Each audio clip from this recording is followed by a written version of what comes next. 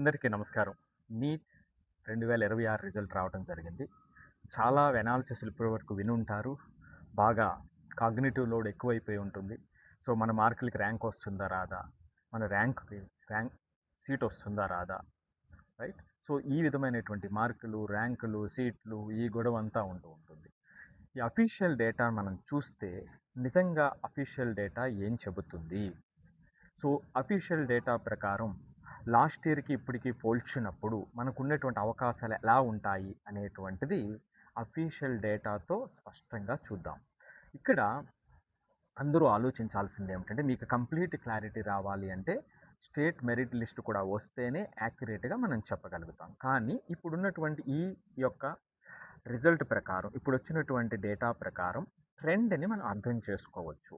ఇది అర్థం చేసుకోవడానికి ప్రతి ఒక్కరికి కూడా నిజాయితీ, ధైర్యం కావాలి. ఎందుకంటే ఇక్కడ 2 గుడ్ న్యూస్‌లున్నాయి. ఒక ఇంపార్టెంట్ బ్యాడ్ న్యూస్ ఉంది. ఇది ఏమిటి అనేటువంటిది చూద్దాం. సో, మొదటగా గుడ్ న్యూస్ ఏమిటి అంటే 2025, 2026తో పోల్చినప్పుడు కేటగిరీ వైస్ క్వాలిఫై అయినటువంటి క్యాండిడేట్స్ తగ్గారు. 2025లో ఓబీసీలో 5,64,611 మంది అయితే ఇప్పుడు 5,12,014 మాత్రమే. ఎస్సీలో 2025లో 1,68,873 అయితే ఇప్పుడు 1,59,296. ఎస్టీకి వచ్చేటప్పటికి 67,234 క్వాలిఫై అయితే ఇప్పుడు 63,716. జనరల్లో 3,38,728 మంది క్వాలిఫై అయితే ఇప్పుడు 2,91,133 మాత్రమే. అలాగే ఈడబ్ల్యూఎస్లో 97,085 ఇదివరకు అయితే ఇప్పుడు 95,026.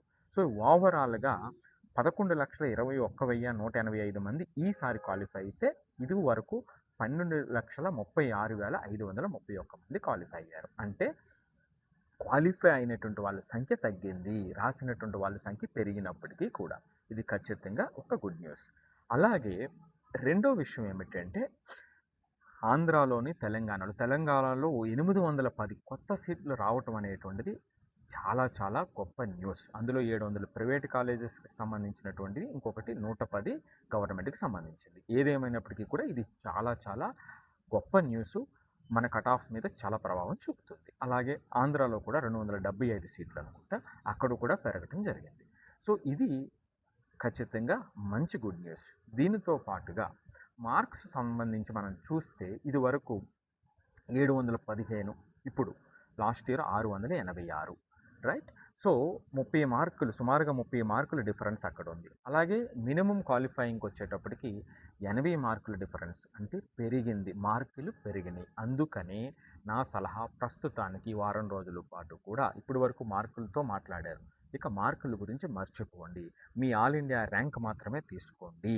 అలాగే స్టేట్ మెరిట్ లిస్ట్ వచ్చిన తర్వాత state wide rank, category wise rank, ఇవి 3 మాత్రమే మీరు ఆలోచించండి. అనవసరంగా బుర్ర పాడు చేసుకోవద్దు. వాళ్ళు ఇది చెప్పారు, వాళ్ళు అది చెప్పారు. నేను చెప్తున్నటువంటిది అఫీషియల్ డేటా. ఇక్కడ ఏదైతే బ్యాడ్ న్యూస్ అన్నానో అందరూ ధైర్యంగా, నిజాయితీగా ఈ ఒక్క విషయాన్ని గమనించండి. లాస్ట్ ఇయర్ 650 పైన ఉన్నటువంటి 651 ఆ పైన ఉన్నటువంటి స్టూడెంట్స్ లాస్ట్ ఇయర్ 73 మంది. కానీ ఈ ఏడాది 651 ఆ పైన ఉన్నటువంటి పిల్లలు 1,390 మంది. అట్లాగే 601 ఆ పైన ఉన్నటువంటి పిల్లలు ఇప్పుడు 9,815 మంది.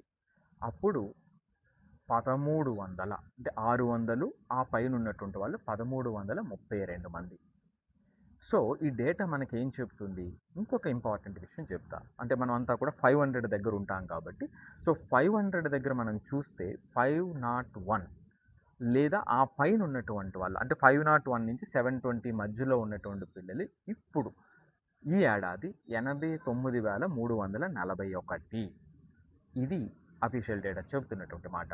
అలాగే ఇప్పుడు మనం చూస్తే 501, 550 ఆ పైన, అంటే 501 నుంచి 686 లాస్ట్ ఇయర్, అప్పుడు హైయెస్ట్ 686 కాబట్టి. సో, అది చూస్తే 51,511 మంది ఉన్నారు. సో, కాబట్టి అలాగే మీరు ఇంకొకటి కూడా చెప్తా.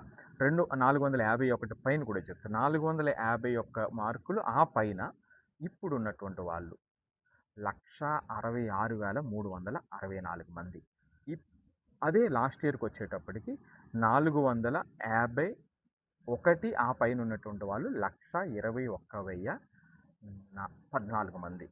సో, దీన్ని బట్టి మనకు అర్థమవుతున్నది ఏమిటి అంటే స్టేట్ వైడ్ మెరిట్ లిస్ట్ వచ్చిన తర్వాత మనం పూర్తిగా అర్థం చేసుకోగలుగుతాము. రెండోది ఏమిటంటే ఆ మార్క్స్ మంచి మార్క్స్ వచ్చినటువంటి ఆ గ్రూప్‌లో అంటే 1 మార్క్‌కి 10 మంది ఉన్నారు, 20 మంది ఉన్నారు అనుకునేటప్పుడు ఈ ఏడాది ఎక్కువ మంది ఉన్నారు. సో, ఎక్కువ మందికి ఇక్కడ ఆ పై గ్రూప్‌లోనే ఎక్కువ మంచి మార్కులు రావటం జరిగింది అనేటువంటిది అతి ముఖ్యమైనటువంటి విషయం.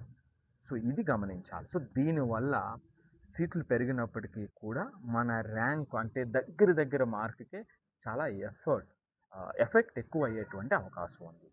సో, దీనికి సంబంధించినటువంటి ఇన్ఫర్మేషన్ అంటే లాస్ట్ ఇయర్‌కి ఇప్పటికి ఏ బ్రాకెట్‌లో ఎంతమంది ఉన్నారు అనేటప్పుడు. సో, దీనివల్ల ఏమవుతుంది అంటే మనం ర్యాంక్ చూసుకోవటం, ఆ ర్యాంక్‌ని బట్టి మనం చూడాలి. సో, మార్క్స్ అంటారా ఇక చాలా డ్రాస్టిక్‌గా పెరిగేటువంటి అవకాశం ఉంటుంది. సో, ఇక మార్క్స్‌ని పక్కన పెట్టేసి ర్యాంక్‌ని బట్టి ముందుకు వెళ్ళండి.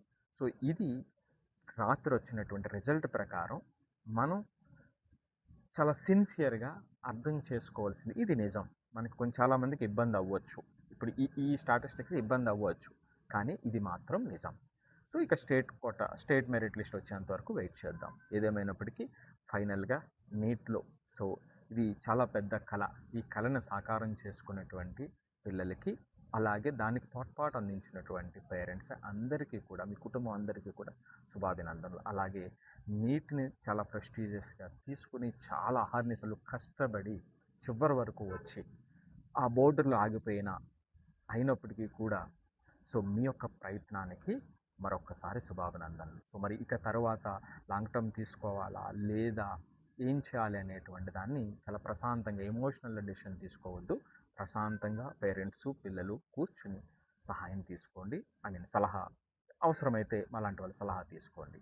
సో, అందరికీ కూడా ఈ యొక్క పెద్ద యజ్ఞంలో పార్టిసిపేట్ చేసినటువంటి పిల్లలందరికీ మరొక్కసారి హృదయపూర్వక శుభాభినందనలు.